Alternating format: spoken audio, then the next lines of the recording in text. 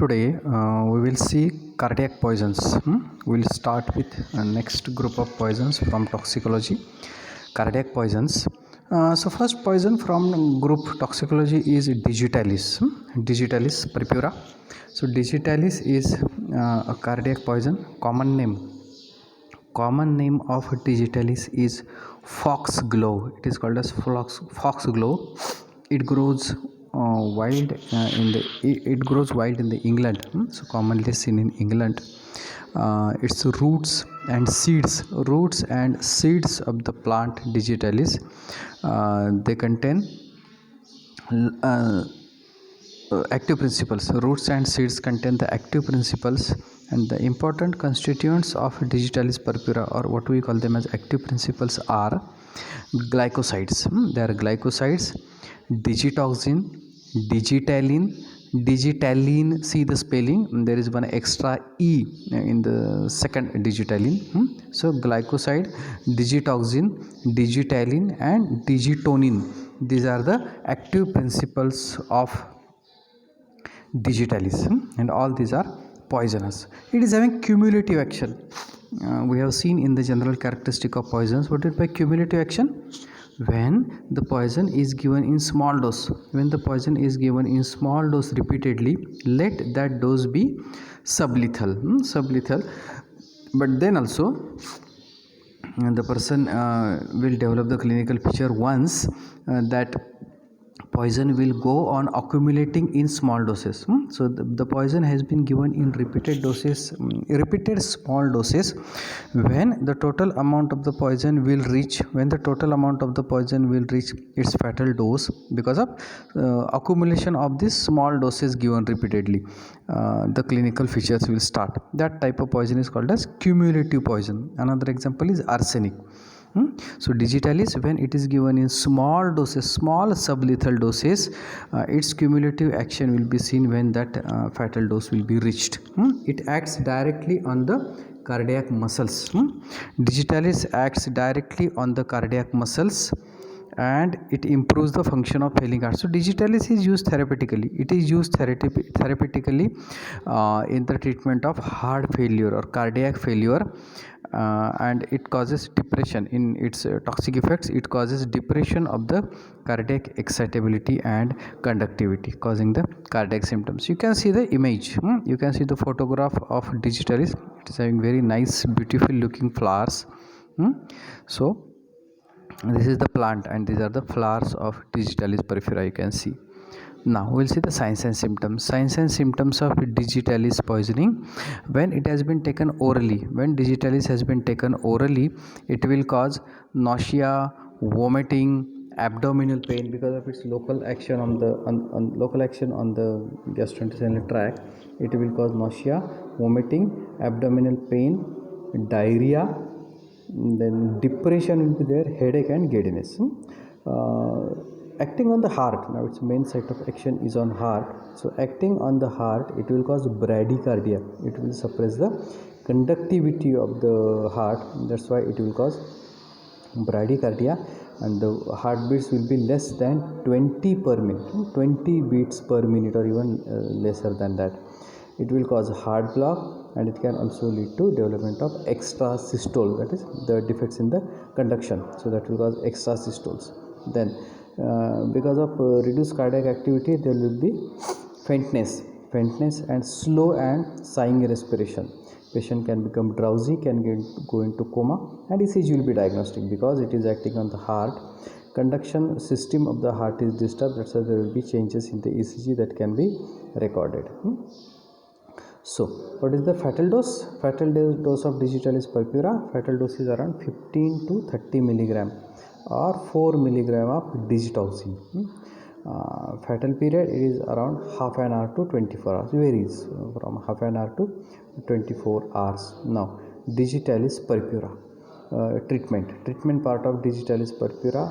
If any person has got poisoning with digitalis How will you treat the patient?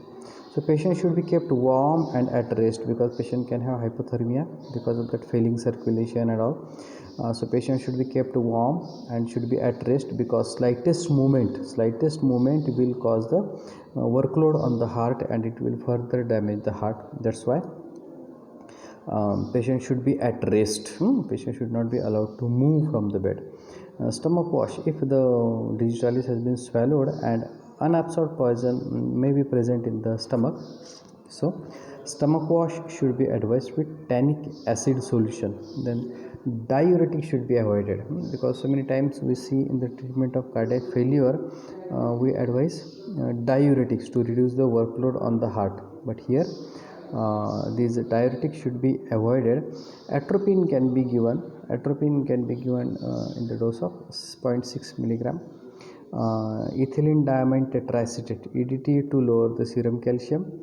And ECG monitoring: patient should be continuously on the cardiac monitor, where the continuous ECG will be taken. So ECG monitoring should be there to keep an eye on the cardiac activity. Post-mortem apparently there is nothing specific, because it is acting on the heart and causing the damage to the circulatory system and the functional activity of the heart, what we call it as conducting system. That's why no any specific post-mortem appearance is there. Then medical legal aspect, just we have seen, or I told you in the introduction part, digitalis is used commonly in the treatment of cardiac failure. I don't know whether you have heard the term or not. There is one allopathic medicine prepared from digitalis called a digoxin. So the tablet digoxin is there, which is used in the treatment of heart failure, cardiac failure. But accidentally there can be overdose of the medical preparation, and that can cause toxic effects of digitalis. Rarely it can be homicidal. So why homicidal? It is used for killing someone because no suspicion of poisoning found, because we have seen there are no any specific post-mortem appearance. Even after the death by digitalis poisoning, if the post-mortem examination is conducted, nothing specific will be found. That's why if that person knows this characteristic of digitalis, it can be used to kill someone. So it will mimic as if the patient has died by some heart disease or any cardiac abnormality. Now next poison you got, it is very short poison, this digitalis. So its main action is on heart, and accordingly the clinical feature will be. So another cardiac poison is oleander. So oleander, it is present in the nature in two forms, white oleander and yellow oleander. So we'll see about white oleander. All the parts of the plant are poisonous. Active principles are three glycosides, mainly the nerine containing the three glycosides: nereodorin, you can see this difference in the spelling, nereodorin and carabine. These are the, you just listen and make it by heart about the active principles, because there is always in 2-mark questions, there is always I think two questions are there where the active principles of poisons are asked. So active principle of oleander, active principle of digitalis or nux vomica, like this. So you have to mention 3 or 4 active principles, just the name, you will get full 2 marks. So active principles of oleander are nereodorin and carabine. So they all are the constituent of nerine. So these 3 are the glycosides. Action of nereodorin is same as digitalis. The person will die because of the action of nereodorin. The person will die because of cardiac failure. And second one is nereodorin is having its action on the slightly on the nervous system, causing muscle twitching of the muscle and tetanic spasm. So because of the action of nereodorin, the patient will die because of cardiac failure. In second type of nereodorin, the muscle twitching will occur, tetanic spasms, and there will be convulsions, and these spasms are more powerful or more vigorous than strychnine. We have seen in strychnine poisoning in the last lecture, strychnine induces the convergence, tonic and clonic convergence, because of its action on the spinal cord, mainly on the synaptic junctions at the synapses, where the action of cholinesterase is prevented in case of Naxomica. But here in oleander there is also same type of muscle twitching with tetanic spasms, which are more powerful than strychnine. And third, carabine is more dangerous because it is having action of the both of the previous or first two active principles. They are nereidorine and nereidorine. So nereidorine is acting only on the cardiac muscles, nereidorine is acting only on the spinal cord, and this carabine is acting on the heart like digitalis and on the spinal cord like strychnine. So it is having both type of actions on the heart causing cardiac failure and on the spinal cord causing convulsions or tetanic spasms. So both these actions are present or caused by carabine. Now you can see the images. Oleander, these are flower plants which are having flowers, and they are so many times present in the garden or even in the nearby the streets. You can see this is कण्हेर म्हणतो आपण मराठीमध्ये, कण्हेर, nerium और oleander. कण्हेराची झाडं इथे कॉलेजच्या गार्डनमध्ये सुद्धा आहेत कण्हेरची झाडं. So you can see this कण्हेर, nerium. So it causes poison. Its roots are mainly poisonous, or generally used for its poisonous effects. Now these signs and symptoms of white oleander poison. After the consumption, after the oral intake of white oleander, it will cause vomiting and pain in abdomen. It will cause vomiting, pain in abdomen, frothy salivation, profuse salivation will be there, and restlessness. The pulse is slow and weak because of cardiac action. Because of the cardiac action, the pulse will be slow and weak, and because of its spinal cord action, it will have difficulty in swallowing. The patient will have difficulty in swallowing and locked jaw. Jaw will be locked. Muscle twitching will be similar to the tetanus, will be similar to the strychnine poison. It will affect one side, causing exhaustion, drowsiness, coma, and death because of involvement of the respiratory muscles or muscles which are involved in respiration. Patient can develop respiratory difficulty, patient can become drowsy, comatose, and will die. Then fatal dose and fatal period. Fatal dose is around 15 gram of root. 15 grams of root can kill the adult in 24 hours. Fatal dose is 15 grams of root. So just I told, oleander, root of the oleander plant are used for suicidal purpose, and it will cause death within 24 hours. Treatment is stomach wash, anesthetic, morphine. Why stomach wash? To remove the unabsorbed poison from the stomach. Then anesthetic if the patient has got convulsions or those tetanic spasm, to cause relaxation, to induce the relaxation of muscle and to control the convulsions. Anesthetic or sedative can be given, and morphine to relieve the pain, that violent pain caused because of the tetanic spasm of the muscle. The morphine or any other strong analgesic can be given. The post-mortem appearance, nothing specific. There is no any specific change is found in white oleander poisoning on post-mortem examination. Medical legal aspect is important. These roots, just I told you, the roots are more poisonous, and they are commonly used for suicidal purpose. They are mainly used in the rural areas. And it is easily available nearby home or anywhere beside the road. That's why its roots are used for suicidal purpose. And another important characteristic of this root can be locally and internally can be used for abortion. It is also very widely used in rural areas. To induce the abortion, the pieces of the root are inserted locally into the vagina, and also it can be taken orally to induce the abortion. Another important medical legal aspect, this oleander is used for cattle poison. Cattle poison means to kill the animals. It is mixed with the feeding. It is mixed with the feed of the animal, and the juice of the root is used to prepare the paste, and it is inserted into the rectum of the animal. So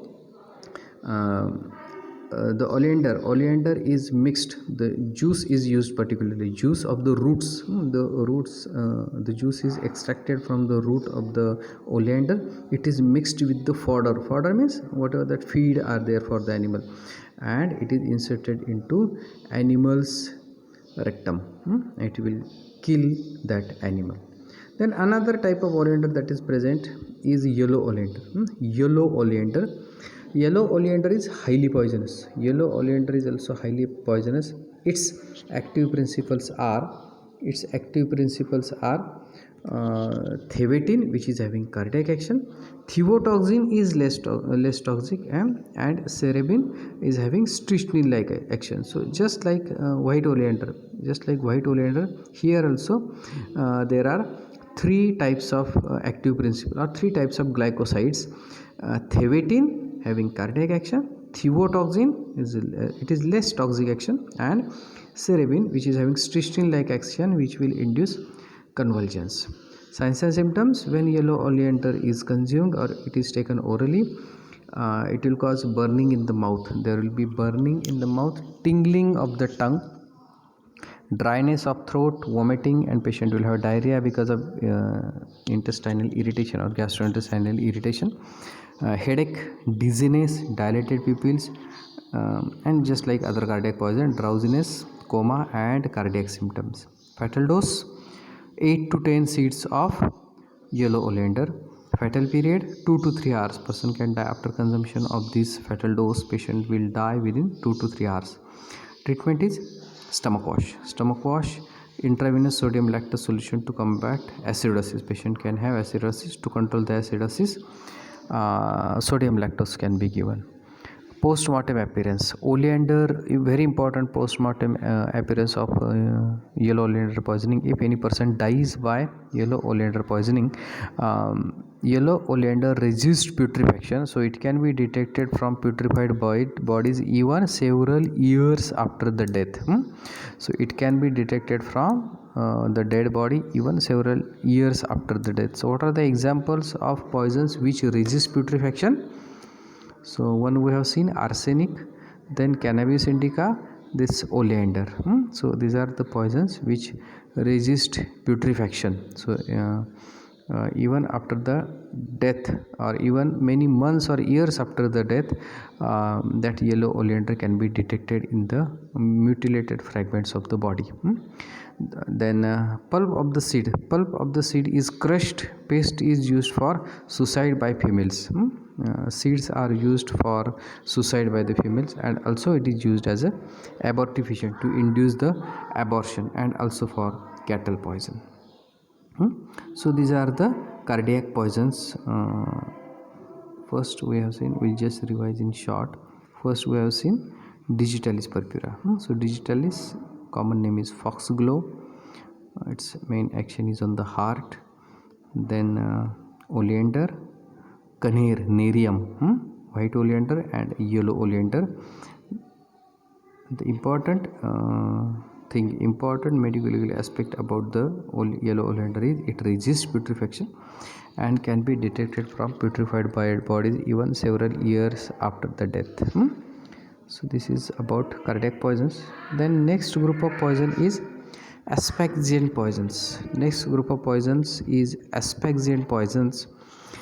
The asphyxiant poisons examples, I have mentioned a few.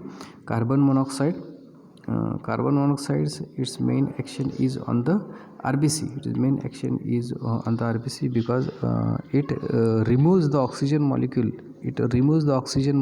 From hemoglobin, and that oxygen molecule is replaced by carbon monoxide. So it causes a decreased oxygen carrying capacity of the blood. Then carbon dioxide causes oxygen lack in the tissue.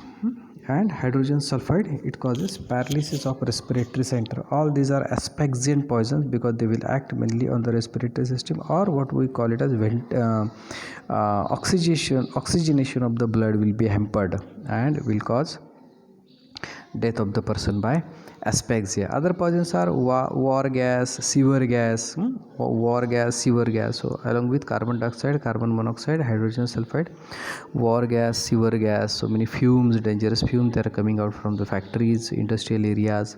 They all mainly contain these carbon monoxide, carbon dioxide, and they will cause, and also so many other chemical gases which has released from the chemical industries. They are also they can also be added in the under this aspaxial poisons group. So we will see in detail today. We will go to the next poison from aspaxiant poisons. So first aspaxiant poison from your syllabus is carbon monoxide. It is commonly asked. And this digitalis, I just forgot to tell, digitalis oleander, they are asked as a 5-mark short note. They are asked as a 5-mark short note. And also there are some 2-mark questions are also there in these poisons, like what are the active principles, what is the fatal dose and fatal period, like this can be asked. Then carbon monoxide, it is a colorless, odorless, non-irritant gas. Means if in any room or in any factory or anywhere, in maybe in the bedroom or in the kitchen, if this carbon monoxide, and commonly seen in case of a bathroom, in a locked bathroom where ventilation is inadequate, if this carbon monoxide starts accumulating or any person is exposed to the carbon monoxide, that person will not come to know that that person is swallowing large amount of carbon monoxide, because carbon monoxide is having no smell, carbon monoxide gas is having no smell, no color, and it is a non-irritant gas. It will not cause coughing or irritation in the throat, irritation in the nose, because carbon monoxide is a non-irritant, colorless and odorless gas. It cannot be perceived by senses. Now how it is formed? It is chemically, it is formed by the incomplete combustion of carbon and organic matter. So it is having no odor, no irritation, no color. So even the patient is inhaling the carbon monoxide, patient will not come to know anything. Patient will immediately or gradually, as the that carbon monoxide level in the blood will go on increasing, the person will develop the clinical features and will collapse. So sources, what are the sources of carbon monoxide, from where this carbon monoxide can evolve and can cause poisoning? Disused wells, वापरात नसलेल्या विहिरी, त्याच्यामध्ये तो मोठ्या प्रमाणात त्या कंबशनमुळे, त्याच्यामध्ये पडलेल्या बऱ्याचशा कचऱ्यामुळे वगैरे sorry, large amount of that gas is continuously coming out. Then coal gas, illumination gas, कोळसा जळाल्यामुळे, coal gas or illuminating gas. Gases from explosion in the mines, dynamites, स्फोटकांच्या स्फोटानंतर किंवा खाणींमध्ये जे स्फोट केले जातात त्याच्यामधून सुद्धा large amount of carbon monoxide is evolved. Charcoal stoves, oil heaters and exhaust from the car. Domestic gas also contains, आपण घरामध्ये जो स्वयंपाकासाठी वापरतो, domestic gas contains 7 to 15% of carbon monoxide and car exhaust contain 4 to 7% of carbon monoxide. So you can come to know which one is more dangerous. Domestic gas, it contains more of carbon monoxide. Then another thing, okay, that I will tell you while discussing clinical features. So carbon monoxide will combine with the hemoglobin. Just I told you in the introductory part, carbon monoxide will have its action on hemoglobin. So what will happen? The oxygen will be moved, or oxygen will be detached from the hemoglobin, and this carbon monoxide molecule will attach with the hemoglobin. So it will lead to formation of carboxyhemoglobin. So carbon monoxide will combine with hemoglobin, will give rise to formation of carboxyhemoglobin, and this carboxyhemoglobin now will not allow the oxygen molecule to attach to the hemoglobin, and that's why this carboxyhemoglobin is incapable of carrying the oxygen. That's why tissues will not get the adequate amount of oxygen and will lead to tissue anoxia. This carbon monoxide has great affinity for hemoglobin, that is 300 times more than oxygen. 300 times more than oxygen, so it will very rapidly attach to the hemoglobin and will give rise to formation of carboxyhemoglobin. And this type of asphyxia, here the patient is having you can just understand the name of or the meaning of the term chemical asphyxia. Why we have used the term chemical asphyxia? Because there is no any obstruction in the respiratory tract, either in the upper respiratory tract or in the bronchial tree, anywhere, and the gaseous exchange along the alveolar-capillary membrane is also occurring normally. But the chemical, as why we are using the term chemical asphyxia? The chemical asphyxia is because of the chemical changes in the blood, where oxygen has been moved or detached from the hemoglobin, and this carbon monoxide has attached to the hemoglobin and making the hemoglobin incapable of carrying the oxygen. That's why this type of asphyxia is called as chemical asphyxia. And death is because of oxygen deprivation, or otherwise there is no any specific toxicity in the gas. Gas inhale झाल्यामुळे दुसरे काही complication होणार नाही. That is only because of oxygen deprivation, because haemoglobin is now not at all capable of carrying the oxygen. Now what changes will take place in carbon monoxide poisoning? There will be formation of carboxyhemoglobin, just we have discussed.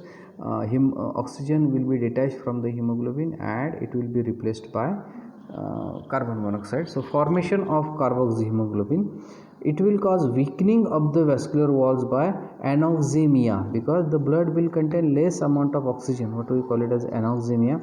Then degeneration of the nerve elements by anoxia, and weakening of the heart by lack of nutrition. The heart continuously, each and every muscle, each and every part of the body requires oxygen for its function, activity, metabolism, and all. Same with the heart. So heart muscles will not get the proper amount of oxygen, and that's why there will be weakness. Now what are the signs and symptoms? Signs and symptoms of carbon monoxide poisoning. Carbon monoxide poisoning, the signs and symptoms will depend upon degree of saturation of carbon monoxide in the blood. Degree of saturation of carbon monoxide in the blood. If the gas is odorless, the gas is odorless and non-irritant, therefore its presence is not noticed, as we have seen in the introductory part. It is having no odor, no irritation, or no any irritative action on the respiratory tract. So gas is odorless, colorless, and non-irritant, therefore its presence is not noticed, and as its percentage will go on increasing in the blood, the onset of the symptoms will be gradual. So degree of saturation of carbon monoxide in the blood will decide the clinical features.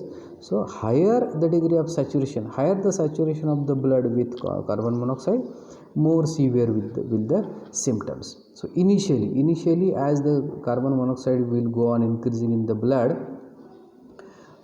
it will cause lassitude, weakness, lassitude, drowsiness, dullness of senses, and gradually the person will become unconscious. Rapidity of the symptoms depend upon concentration of gas and length of exposure. So how much gas is present in the air that the person is inhaling, it will decide the rapidity of symptom. If the amount of carbon monoxide is very high, the symptoms will appear rapidly, and also the length of time for which the exposure has occurred. Low concentration of gas, it can happen that there is leakage of the domestic gas in the home, at the home, and the the person is sleeping in the bedroom or in the same home. The low concentration of the gas inhaled during the sleep, continuously that small amount of domestic gas is going into the respiratory tract of the person. Victim may not escape from dangerous atmosphere because his senses are dull. म्हणजे हळूहळू carbon monoxide त्याच्या respiratory ट्रॅकमध्ये जातो आहे, ब्लडमध्ये जातो आहे, but and now patient feels that he is feeling weak because of lack of blood supply to all the parts of the body, but still the person or the victim is not able to escape from the dangerous atmosphere. आता त्याला काय करायचं आहे, फक्त उठून बाहेर घराबाहेर पळत जायचं आहे. but still the person is not able to escape from dangerous atmosphere because his senses are dull, judgment is impaired because of lack of oxygen to the brain, the functions of the brain and higher centers will be affected, muscles are weak and incoordination will be there. Muscles are weak and there will be incoordination, there will be weakness, that is lethargy, and mental confusion. So even though patient wants to escape or to go away from that room, will not be able to do so because of weakness. Then if there is high concentration of carbon monoxide, so carbon monoxide is very high amount, it is in very high amount and exposure is very rapid, the weakness will be sudden, the muscles will have subaxia, so oxygen content or the oxygen supply to the muscles will be very low, so patient will have muscle weakness, unconsciousness will occur very rapidly, and there will be occasionally there can be red patches on the skin like blisters, भाजल्यासारखे फोड पण येऊ शकतात स्किनवर, and in severe cases there can be bronchopneumonia and edema of the lungs, and recovery can occur with confused states. So even if any person receives the treatment in time, the patient is in unconscious state, patient has been shifted to the hospital and immediately oxygen has been given, and the treatment is started, but still after the recovery the patient will have confused state of mind and disorientation. That is all because of brain damage, because the first organ to be affected by hypoxia or anoxia is brain. Brain cannot tolerate anoxia even for the short duration. So because of okay, one more example I will tell you. This carbon monoxide poisoning is very commonly seen in case of gas geysers, which are used in the where they are mainly used in the bathrooms. If the gas geyser with that cylinder is kept in the bathroom and anyone goes with the geyser on, that gas geyser on, goes for the bath, it can happen that that small amount of gas, if there is no proper ventilation to the bathroom, small amount of gas will go on accumulating in the bathroom, that very small space of the bathroom, and the person will start inhaling that carbon monoxide in small amount. One stage will come when now there is no irritation, no smell, no color to the gas, the person will go on inhaling and will become unconscious, will fall, will collapse in the bathroom because of hypoxia, and because the door of that bathroom will be locked from inside, that's why the person can die because of that continuous or long term cerebral anoxia. So it is very commonly seen. It is very commonly seen incidences, that is poisoning of carbon monoxide by gas geyser. We have seen so many cases of these carbon monoxide poisoning because of gas geyser. One should be very cautious that cylinder should not be kept or that gas geyser should not be kept in the bathroom. It should be from outside, and that drain or its pipeline should be brought into the bathroom. And another thing, there has to be proper ventilation. So what will be the treatment? The treatment will be treatment of carbon monoxide poisoning will be giving oxygen. First important thing is admitting the patient, giving him oxygen, the proper amount or the high concentration oxygen should be given to the patient. But I tell you, if there is any cerebral damage, if there is any damage to the nervous system, it is going to be irreversible. That's why we have used this last line. Even if the patient recovers, the confused state of the mind and disorientation will remain because of brain damage. So whatever the changes are taking place in the brain because of anoxia, they are going to be irreversible. So patient may not recover 100%. So one should be very careful with the domestic gas, with the gas from the bathroom, that is gas geyser and all. Okay, so this is about carbon monoxide poisoning. And one more thing, that I had given you the example.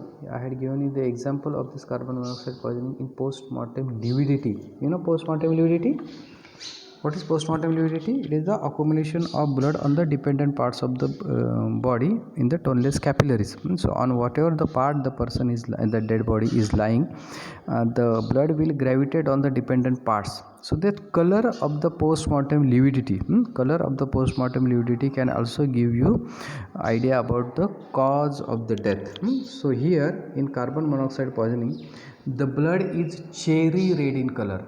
The characteristic of this carbon monoxide poisoning, the blood is cherry red in color, and in postmortem lividity also, postmortem lividity is also cherry red colored.